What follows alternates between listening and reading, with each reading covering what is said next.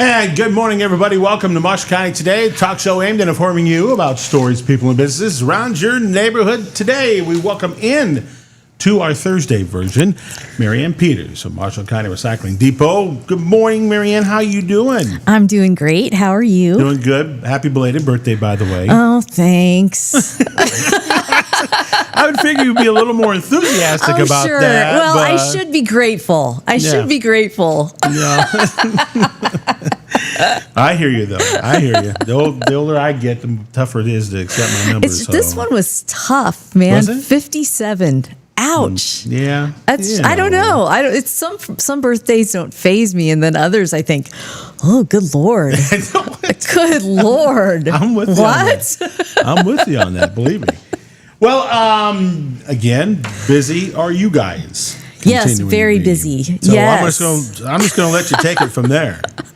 Well, this is the time of year that people wander into their garages and look around and go, where did all this stuff come from? What am I supposed to do with it? Or more on a sober note, they mosey into a deceased relative's garage or their home.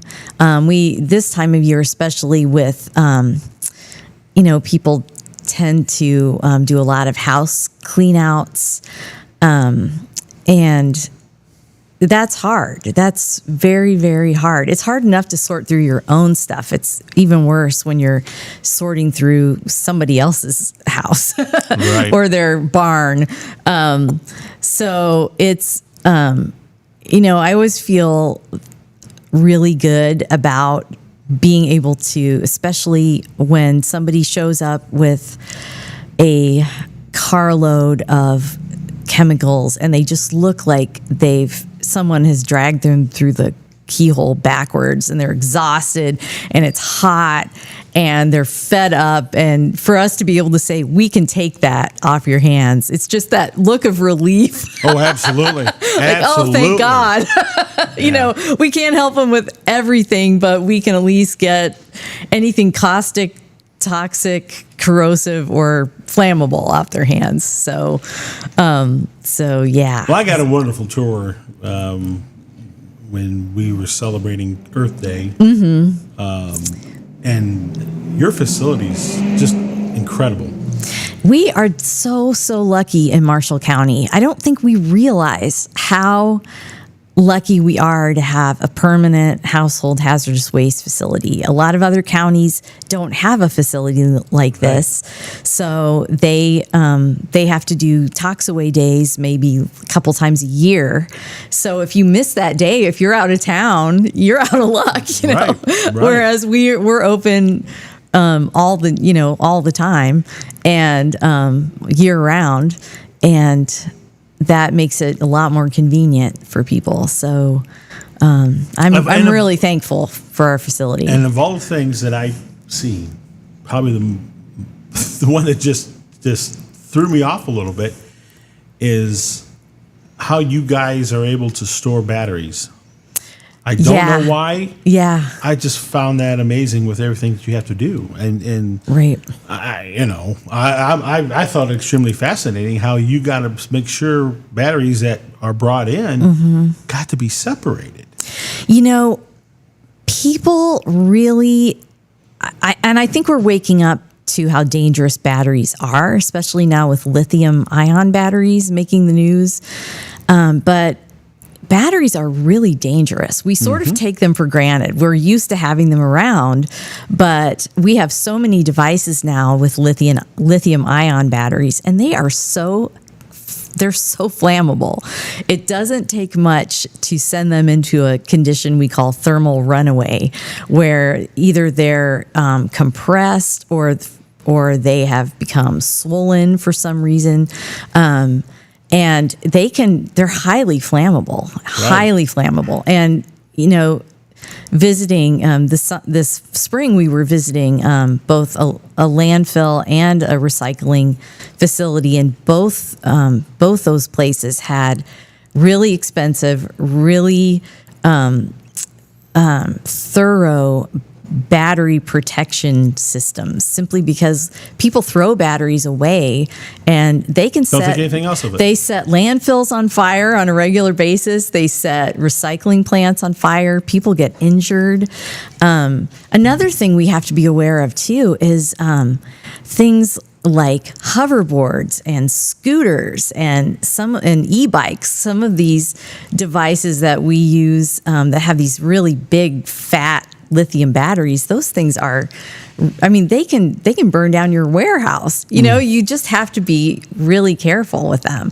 And then for us, when we collect them, they go in drums, 55-gallon drums, in a type of expanded glass, which is a flame retardant. So it's powder. It's kind of it's a like powder. Yeah, and it's almost like a pebbly powder. Yeah. And it's nice because we don't have to then tape all the batteries. But that's actually a really good practice for homeowners. But if you have a battery that you're going to throw away for some reason, well, you can throw away alkaline batteries safely, but you should always tape them. Always tape those contacts just so they don't contact other batteries. Right. Start spark and who knows what else. Yeah, but if you have any other type of battery besides alkaline, bring them to us because they are very toxic and very dangerous in the environment. See, I never... Yeah. When you were telling me this, I'm thinking to myself, God, I'm not going to tell her I never do that. Well, and most of the time we deal with just alkaline batteries at home, but more and more we're starting to see devices using those batteries. They look like alkaline, but they're actually lithium or they're nickel cadmium or they're some other type of chemistry. And those are a lot more toxic than just your regular double A's or D's or C's. So just something to be aware of. I was just you were telling me the very same thing you're telling our listeners, and I'm thinking, going, my gosh, who would have thought all that just with simple batteries? Yeah. I probably lose more sleep over batteries than I do anything really? else because they're just, most of the time they're just going to lay there and not do anything.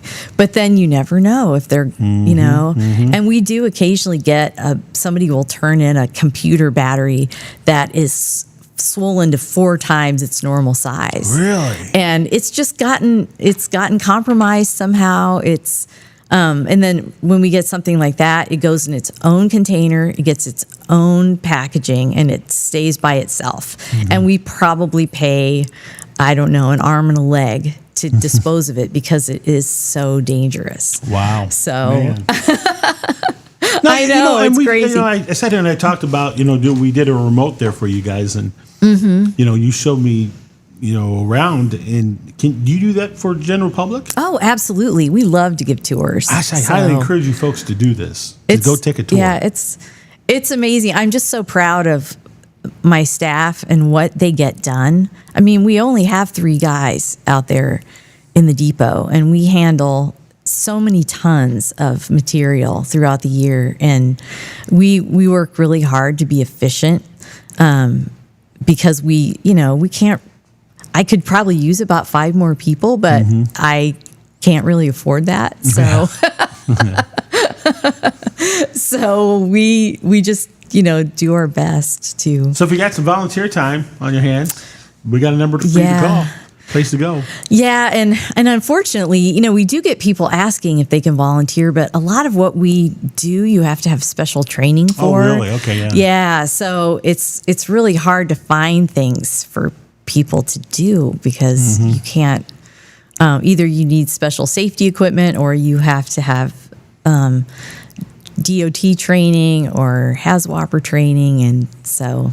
Yeah, there's a lot goes into it, doesn't it? Yeah. For sure. I'll tell you the other thing I really enjoyed was your guys' little, store shelf where you got paint. If people need paint, you got some of the cans aren't all the way full, but you have an incredible price on them, and that's just some of the things. Yeah. But I mean, I thought that was pretty neat how you guys were able to do that and offer that, quite frankly, so you don't have to end up disposing of the paint and all you got to do is just get rid of the pail. And that's the upside to all these house clean outs is we end up with a lot of good stuff that, there you might get household cleaners that have only been used a couple times. So we put them on the shelf in our what we call the swap shop. That's it. So people can come in and they can take it home with them for free as long as they're not selling it. That's one thing we have to be really careful. You can't come in and clean out the shelves and sell it in your next garage sale. Right. Yeah. But you can come in, and if you're going to use it in your house, we'd rather have it used up than just have to dispose of it, because that's kind of a waste, if it's still good. So, we have some frequent customers. We call them frequent flyers. Listen, I've taken up 12 minutes of our interview of what Tony was impressed with. That's okay. But we're here to talk about what you guys are doing right now. Yeah. And so while we still got some good time left, what else is going on with you guys? Well, womp womp. We have to start imposing a fee for our televisions. This was a decision that came kind of suddenly, not really, but because we've been struggling with how and when do we impose fees for TVs. It got really expensive for a while. We found a new vendor. The price for us went down, and so I was feeling pretty confident that we were not going to have to impose fees. And then in mid-May, I got an email from our vendor, and they're a company called Greenwave down in Indianapolis. They recycle electronics, and they're very reputable. I've been to their facility. I know what they're doing is. They're actually, there's a number of certifications you have to be a reputable recycler of electronics, and they've got them all, but they decided to double our costs. Just kind of out of the blue, like, hey, hope you're having a good day. Hope this email finds you well. We're going to charge you twice as much now for televisions. Good morning. And I just kind of sat at my desk going, what? Okay. Wow. That's a fine how do you do. So I took it to the board last Monday and just said, I think this might be the time that we've got to start charging a small fee. And so here's the gist. And it's just televisions. The other types of electronics we take we actually do get some rebate for, so computers and laptops and wiring and that type of thing. But anything with a screen is remarkably difficult to recycle, especially the big tube televisions, the old-fashioned big fat ones. Right. We get charged by weight, and that's a lot of weight. They're very heavy. Some flat screens are really heavy too, but these tube TVs, like a single tube TV, if it's for instance, we weighed one the other day, 33-inch screen, 150 pounds. It was going to cost us $60 just to recycle that one device. And anyway, so what we're doing is if you have a computer or monitor under 32 inches, it will cost you $10. If the screen is over 33 inches, it will cost you $15. And if you have a rear projection TV or a wooden console TV, that will cost you $20. Still just a fraction of what we pay, but I told the guys, okay, this is not going to be easy news for some people to hear, so we're going to have to just kind of explain why we had to do this.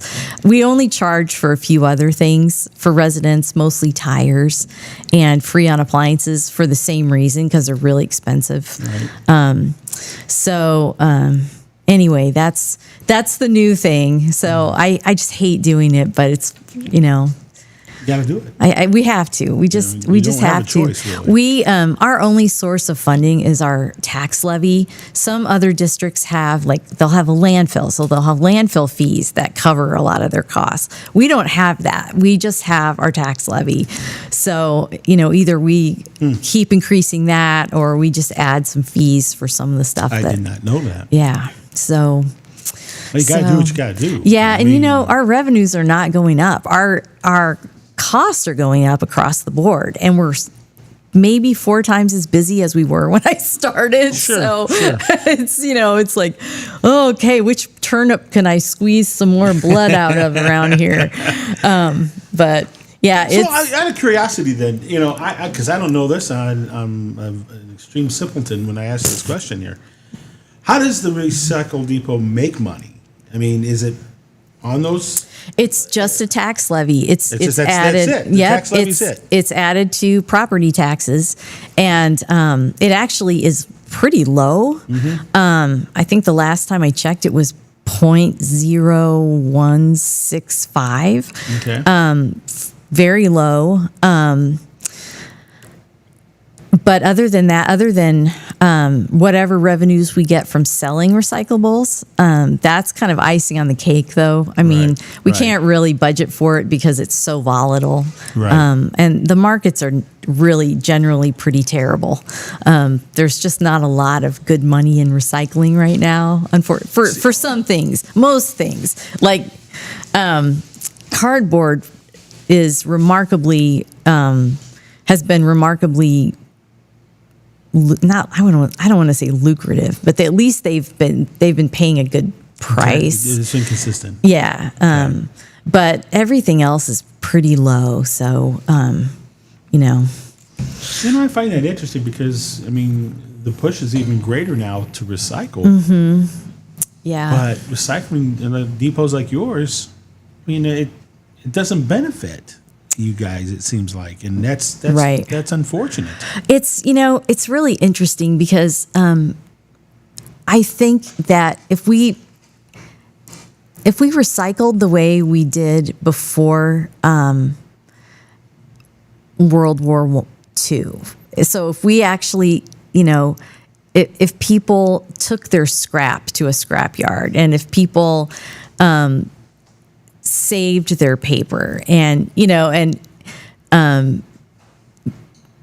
I think people would have more of a sense of this is valuable material. We can recycle it. We can get paid for it. Right.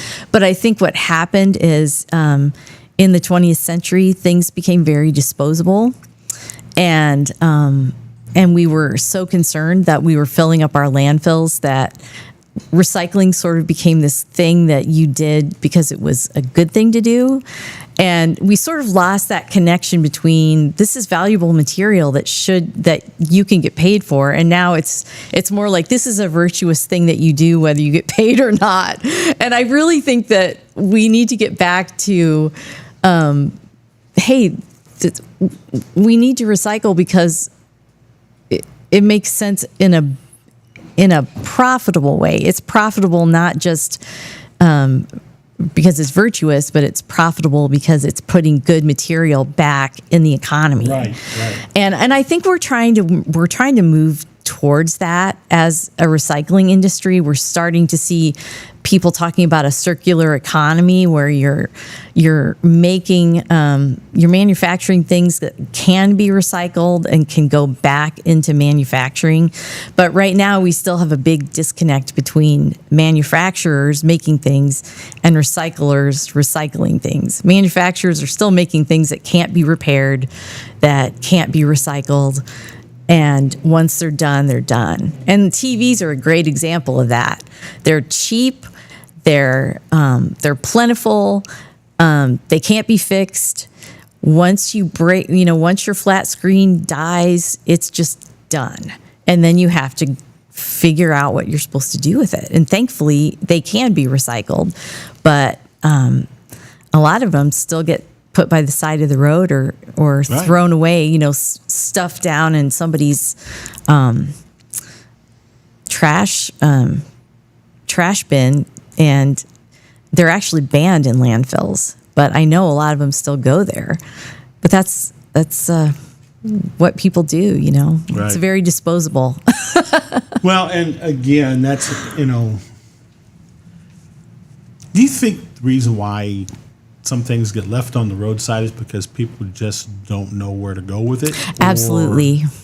Yeah. I mean, and I bring that up because you're right. There's you can go down some country roads and there's some crazy stuff Yeah. I that's think on the side of the road. And that's something that we take to heart at the depot because we want people to know what their options are. We want people to find, to be able to call us and find out, what do I do with this mattress? What do I do with this, this old TV? What are my options? Right. And so we try and get the word out as much as we can. There are definitely times I drive through my neighborhood and I see a flat screen on the side of the road and I have to tell myself, don't pick that up. Don't pick that up, Marianne. Don't pick it up. But I'm like, I could just throw that in the back of my car. You're not the television fairy. Just leave it. But then I want to like put a little note. Hey, you can take this to the depot. But You're right. Yeah. But I think that's not just our job; it's the job of local government too. Because waste management is a service. It's something people need to know about. We can't just complain about people leaving their stuff by the side of the road. What are we telling them? Right. What resources Right. are available? Right. And what are we providing? Because people do have things they have to get rid of, and if we want the county to be a clean, safe place, we have to find ways to help them connect, with those options that they have. So, Well, it sounds like it's been a little bit of a trying week for you. well, first it was my birthday, and then no, it's fine. It's been great, actually. Everything else is going great. I should mention that River, our wonderful educator, has moved on to a different position. He is working at ITAMCO. He got a great opportunity to work at ITAMCO. He's from Argus, so we definitely wish him well, and we miss him a ton. We do have a new educator starting on Monday, though. And I'm really excited about having her join us and bring a whole new perspective to environmental education and some enthusiasm. And so I'm excited about that. So it will continue. Education will continue. Thank goodness. Well, as long as it's in your hands, we're going to be good. Well, We're going to be thanks. just good. There's no problems. Marianne, thank you for joining us as always, and thank you for doing what you're doing. This is obviously a labor of love. It's a lot of work. You don't get paid what you should. Oh, I don't know. I'm okay. Well, I know you. I'm not gonna complain about say that. but I can say it for you. No, just kidding. I'll joking aside. Well, just say something to my board because budget time is coming up There this you go. summer. So Tell me who I need to contact. We'll make it work. Thanks, Marianne. thank you. All right. When we come back, we're going to talk about the Rocky football auction going on, and it's going to be presented by our good friends at AK Industries. So don't go away. We've got more to come right here on Max 98.3. We are your community radio.